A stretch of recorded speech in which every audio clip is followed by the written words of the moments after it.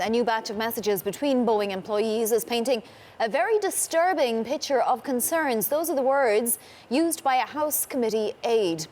The disclosure came the same day Boeing ousted its chief executive officer. For more, let's bring in Bloomberg Aerospace team leader Brendan Case from Dallas.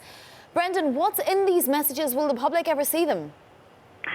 Well, we don't know what's in them yet. The public has not seen them yet. I think that probably the public will. Certainly, there was an earlier batch of messages in October that was publicly disclosed.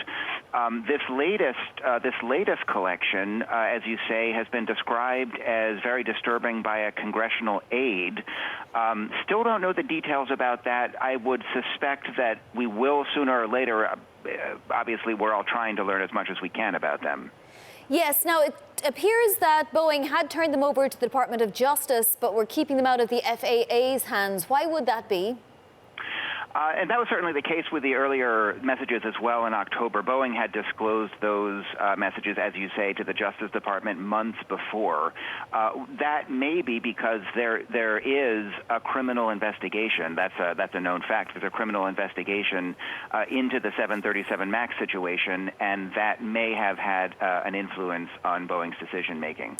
Now, Muhlenberg is gone. How culpable was he for, dragging out this investigation, if that's indeed what happened, for not knowing what was going on, for misleading potentially shareholders and the public?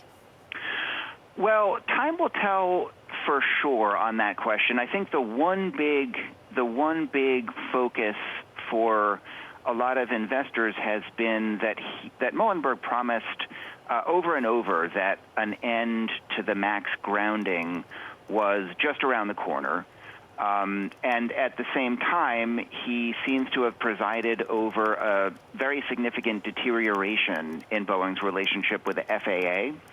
And so from the perspective of getting the plane back in the air and getting production started back up, that goal under Muhlenberg seemed to be becoming more distant. It'll be the challenge for his successor, David Calhoun, to try to make that happen.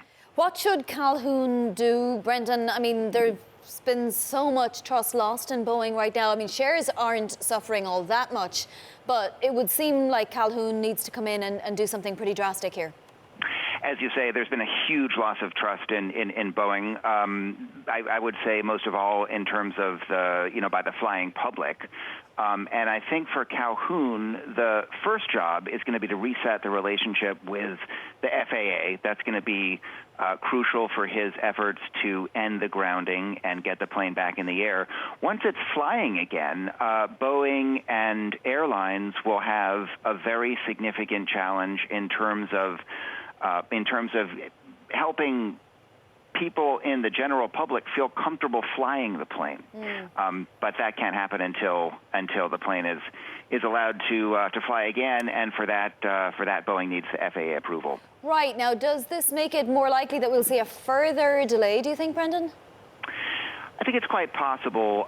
Certainly, the signals that Boeing sent earlier this month when they decided to pause production of the 737 MAX imply that approval for the plane to get started again is not around the corner. That said, the European regulators, who have played a key role in this whole situation, have suggested that it is possible that the plane could be approved to fly again as early as February. Now, Calhoun has obviously had a past, and he's been through difficult times before. What can you tell us about how he might handle this? Yeah, he's been involved in a number of corporate turnarounds, perhaps most prominently at Caterpillar.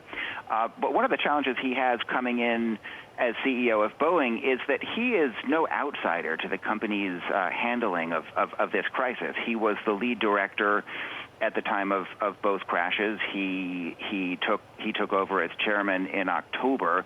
He's been very closely involved with the company's overall crisis response. And so, he's not coming in with a completely fresh slate, and what he's going to need to do initially is to try to regain the trust of the FAA, and then eventually to try to begin rebuilding Boeing's pretty battered reputation with the public.